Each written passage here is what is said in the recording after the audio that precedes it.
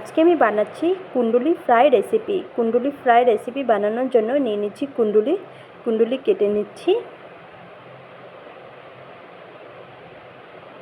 কুণ্ডুলি কাটা হয়ে গেছে। কড়াইতে দিচ্ছি সরিষার তেল। তেল গরম হয়ে গেছে, দিয়ে দিচ্ছি কেটে রাখা কুণ্ডুলি। সামান্য একটু ভেজে নিচ্ছি।